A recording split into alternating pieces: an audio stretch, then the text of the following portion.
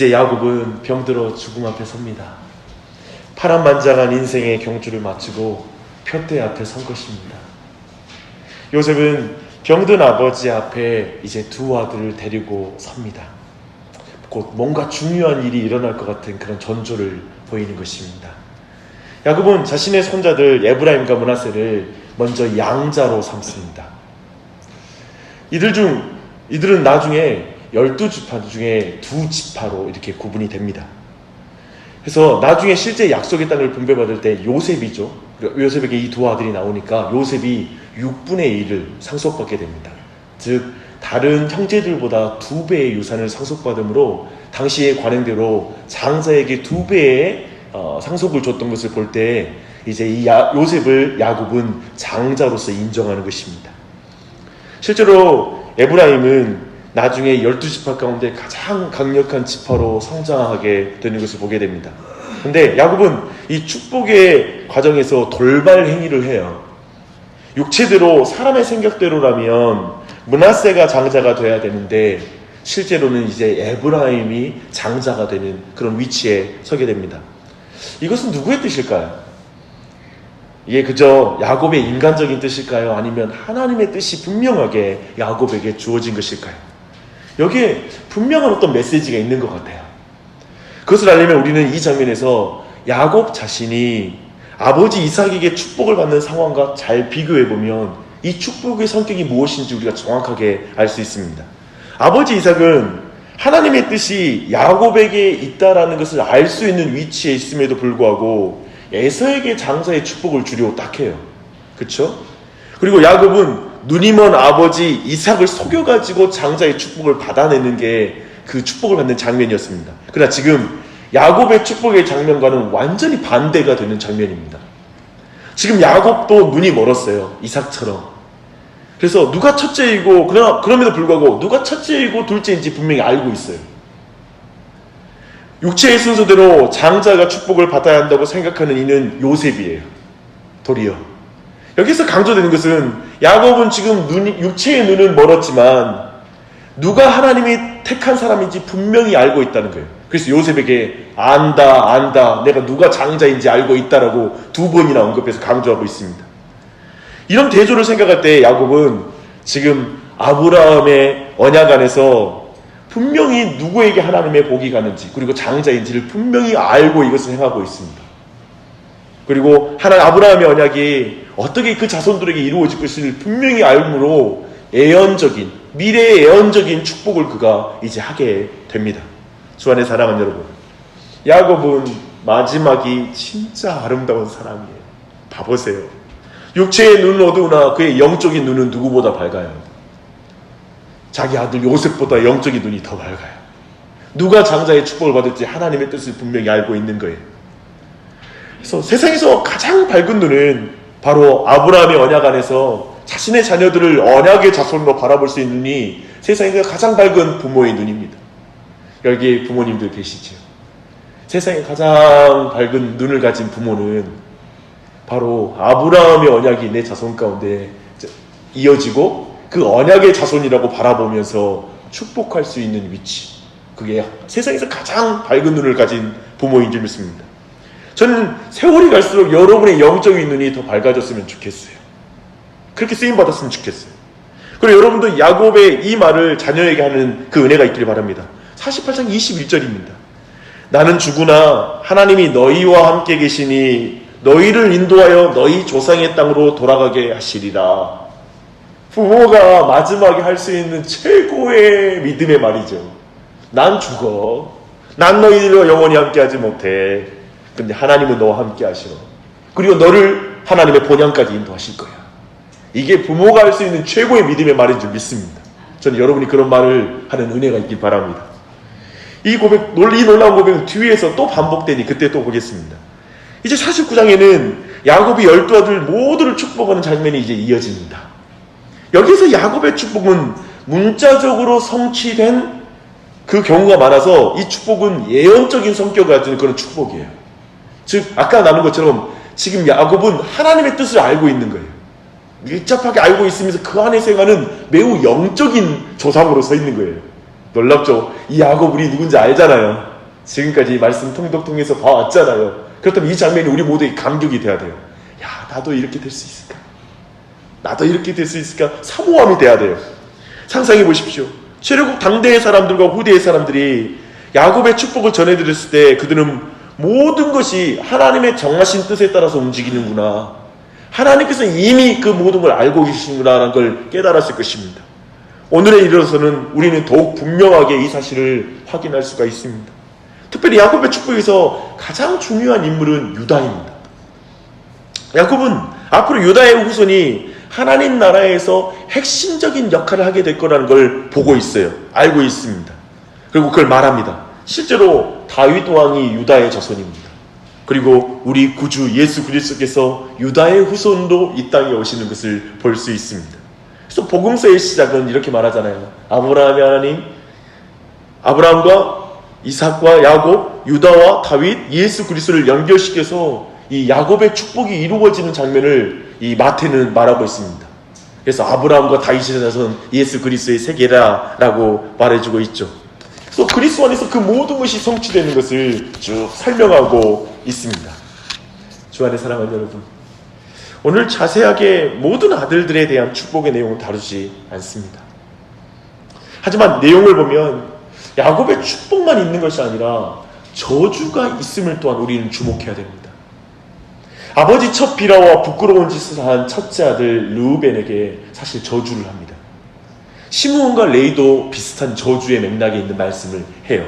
이렇게 보면 야곱의 유언은 하나님이 역사 가운데 심판과 구원을 행하시는 하나님이라는 사실을 분명히 드러내는 예언이기도 합니다.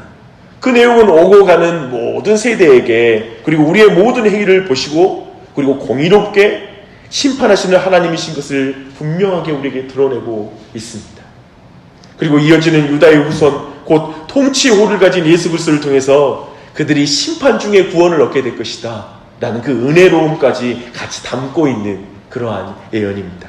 그래서 49장이 우리에게 주는 교훈은 분명해요. 야곱의 자녀들이 결국 야곱의 유언대로 되어지는 것을 통해서 하나님은 그분의 역사를 말씀대로 이끌고 있다, 그 가문을 말씀대로 인도하고 있다라는 것을 분명히 우리 믿음의 부모들에게 알려주는 것입니다. 믿음의 자손들에게 분명히 그걸 알려주는 것입니다. 이를 통해서 성경은 그의 후손들이 하나님의 말씀을 믿는 믿음을 갖기 원하는 거예요. 야곱의 이 축복을 봐라, 그리고 이 저주를 봐라, 말씀대로 된다. 너희들도 이 사실을 믿고 너희의 가문도 이 사실을 믿어야 된다. 너희의 자녀들도 이걸 믿어야 된다는 걸 강조하는 것입니다. 이 세상 역사가 하나님 말씀대로 움직인다는 걸 믿으면 우리의 삶에 벌어지는 모든 일이 하나님의 뜻에 묶여있다는 걸 알아요. 마치 파도가 바닷물이 뭔가에 묶여있어서 경계를 넘지 않듯이 인생의 어떠한 파도와 어떤 위기와 시련이 닥쳐도 하나님의 말씀과 그 뜻대로 이루어지는 걸 믿으니까 우리 마음이 담대할 수 있어요. 그리고 우리가 그 위기 속에서도 평안할 수 있는 거예요. 그걸 붙잡는 거예요. 안심할 수 있어요. 주 안에 사랑하는 여러분, 그렇게 그러한 믿음 가운데 기도하는 은혜가 있길 바랍니다. 그러한 믿음이 가족 전체에 있어서 모두가 평안함 가운데 주님이 오시는 날까지 믿음의 경주를 달리는 은혜가 있기를 바랍니다. 이제 49장 후반을 보면 자녀들을 통해 아브라함의 언약이 이루어진다는 것을 믿은 야곱은 자신의 시신이 애굽이 아니라 가나안이 돼야 된다라고 명령하고 있습니다. 야곱은 하나님이 아브라함과 맺은 언약을 믿었기 때문에 그렇게 말하고 있습니다. 하나님의 구원 역사를 애굽이 아니라 가나안 땅에서 펼쳐지는 역사라는 걸 분명히 보고 있어요. 아까 말했잖아요. 야곱의 영적인 시력은 굉장히 좋아요. 마지막 때가 갈수록 처음에는 아주 정말 이 사람의 뭐라고 말해야 되나, 개차반이라고 말해야 되나, 어떤 표현을 써야 될까, 이 사람 말도 안 되는 사람이었는데 마지막에 무슨 하나님의 자손 족장다운 그 면모를 보이고 있어요. 그래서 야곱이 마지막에 간절히 요셉과 후손에게 외치는 말이 있어요. 그 내용은 사실 48장 21절의 변주예요. 그것을 다른 형태로 말한 것이에요. 그래서 48장 21절을 다시 한번 고백하는 거예요. 나는 죽으나 하나님이 너희와 함께 계시니 너희를 인도하여 너희 조상의 땅으로 돌아가게 하시리라. 이 말을 또 반복해요. 그렇게 야곱은 자신의 매장지를 아브라함이 묻히고 사라가 묻히고 이삭과 리브가가 묻히고 레아가 묻힌 그 땅에 나를 묻어달라고 말해요. 아브라함의 언약이 이루어질 줄 믿으니까. 여기에도 그 믿음이 있는 거예요. 이 메시지는 이제 요셉이 죽고 나서 이 동일한 메시지가 또 반복돼요. 그래서 24절부터 25절 말씀이 이래요. 요셉이 그의 형제들에게 이르되 나는 죽을 것이나 하나님이 당신을 돌보시고 이 땅에서 인도하여 내사 아브라함과 이삭과 야곱에게 맹세하신 땅에 이르게 하시리라 하고 요셉이 또 이스라엘 자손에게 맹세시켜 이르기를 하나님이 반드시 당신들을 돌보시리니 당신들은 여기서 내 해골을 메고 올라가겠다고 하라 라고 이렇게 말하는 것으로 마칩니다.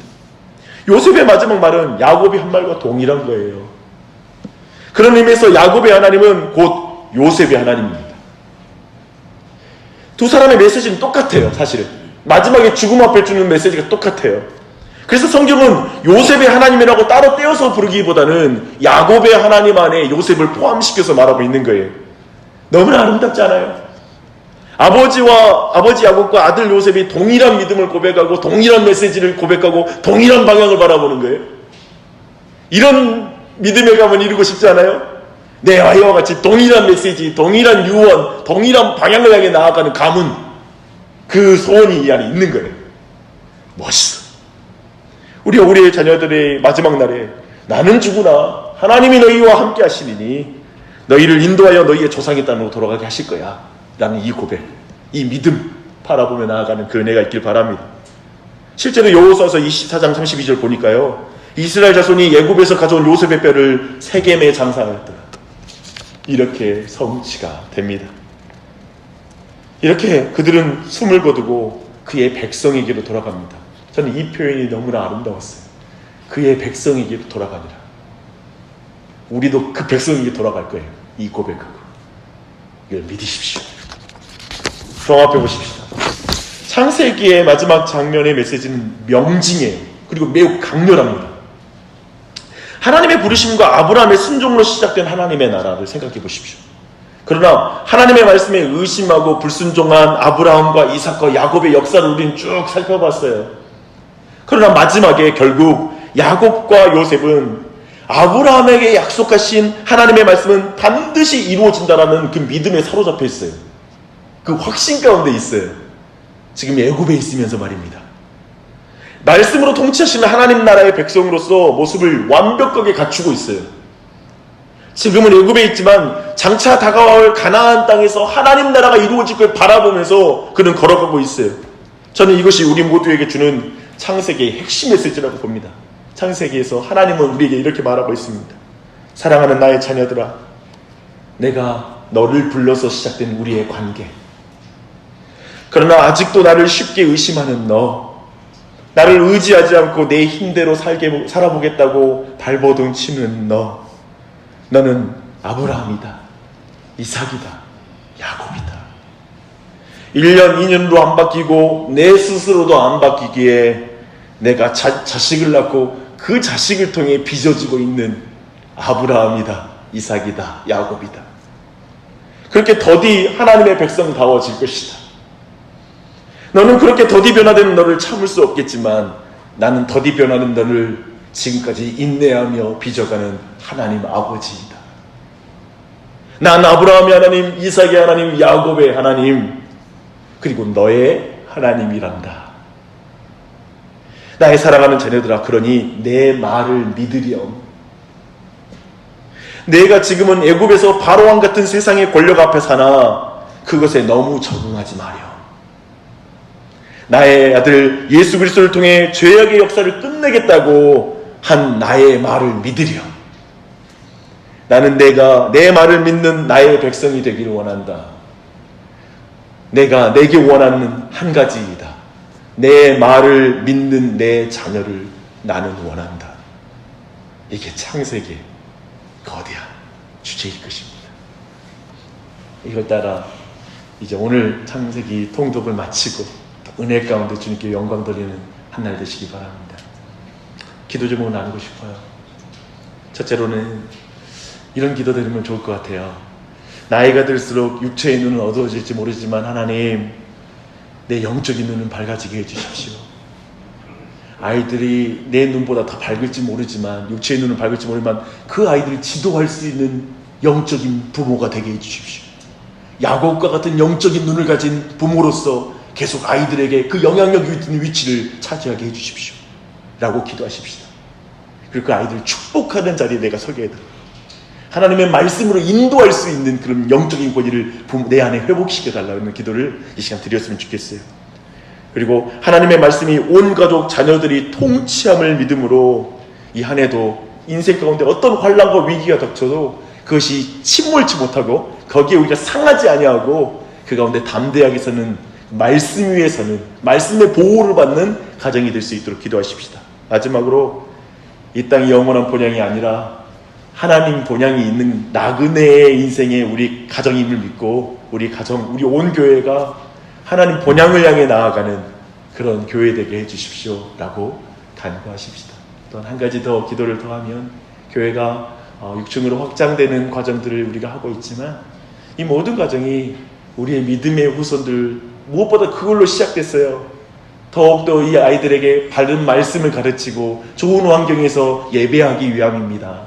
그래서 이 모든 걸 통하여 부모들의 그리고 선생님들 모두가 온 교회가 영적인 유산을 다음 세대에게 잘 넘겨줄 수 있도록, 그래서 동일한 믿음 고백, 나는 죽으나 하나님이 너희와 함께 계시니 기사 너희를 인도하여 너희 조상의 땅으로 돌아가게 할 거야, 하늘 본향으로 너희들을 인도할 거야 라고 가르치는 그런 믿음의 교회가 되게 되도록 이 가운데 우리 모두의 삶을 사용해 주시기를 간구하며 기도하십시다. 기도하겠습니다. 하나님 아버지, 요셉의 인생을 보는데 왜 그렇게 우리 가슴이 먹먹한지 모르겠습니다. 너무 요셉이 우리와 너무 닮아서, 그리고 요셉의 처음의 모습이 너무나 정말 하나님의 백성으로서는 어울리지 않는 사람이었으나 그가 차근차근 빚어져 마지막 때 하나님의 언약을 믿고 말씀을 믿으며 소망하며 자녀들보다 누구보다 가장 밝은 영적인 눈을 가진 자로 그 자리에 서 있어서 너무나 감사합니다. 우리를 하나님이 그렇게 빚어가실 줄 믿습니다. 하나님이 저와 우리 온 교회의 모든 믿음의 부모들에게 이 놀라운 영적인 시력, 야곱에게 허락하신 이 놀라운 영적인 시력이 부어지게 해주시옵소서. 주어지게 해주시옵소서. 나이가 들수록 육체는 쇠하나 그 영혼은 날로 새로워져서 하나님과 더 가까워지는 믿음의 부모가 일어나게 하여 주시옵소서. 우리 믿음의 부모들 우리를 일으켜 주시길 간절히 기도합니다. 우리의 기도를 통하여, 우리의 말씀을 나눔을 통하여 가정이 더욱 견고하게 서게 해주시고 자녀들이 더욱더 바른 방향으로 나아갈 수 있도록, 그 아이들이 말씀을 믿으면 인생이 이렇게 되는구나, 부모님이 말씀을 믿으니까 이렇게 복되구나라는 걸 어려서부터 경험할 수 있도록 언약의 부모의, 말씀을 가진 부모로서 언약의 자손들을 인도하는 참 은혜가 온 가정마다 넘치게 하여 주시옵소서. 주님, 그리고 하나님 말씀을 통하여 주님 이 자리에 있는 사랑하는 지체들 가정을 보호해 주시옵소서. 어떠한 하나님 환난과 파도가 닥칠지라도 주님 그 경계가 있는 것처럼 하나님 사단이 으르렁거리고 우리를 유혹하나 우리를 침범치 못하고 우리를 공격할 수 없고 우리를 다치게 할 수 없는 줄 믿습니다. 오직 말씀으로 우리를 보호해 주시고 지켜주시고 이 한 해도 우리의 가장 자녀들을 지켜주시고 온 교회를 보호하여 주시옵소서. 하나님 그 놀라운 권능을 기대합니다. 하나님 감사합니다. 이 땅에서 우리를 만나게 하시고 한 교회를 이루게 하신 주님, 그러나 이 땅이 우리의 영원한 땅이 아닌 걸 기억하고 끊임없이 하나님이 말씀하고 약속하신 것처럼 예수님 곧 오신다고 했으니까, 예수님 곧 오신다고 했으니까 나그네로 살겠습니다. 그리고 순례자로 살겠습니다. 이 땅이 영원하지 않다라는 것을 보여주는 삶을 살겠습니다. 그리고 그런 마음으로 온 교회가 이 믿음의 유산들을 나눠 자손들과 동일한 고백을 할 수 있도록 이번에 모든 6층으로 확장하는 이 모든 공사에도 간섭해 주셔서 오직 그러한 믿음과 고백 가운데 이 모든 일이 진행될 수 있도록 은혜 베풀어 주시옵소서. 믿음으로 행하게 하여 주시옵소서. 감사로 행하게 하여 주시옵소서. 오직 기도로 이 일을 이루게 하여 주시옵소서. 모든 것에 감사드리며 예수 그리스도의 이름 받들어 기도합니다.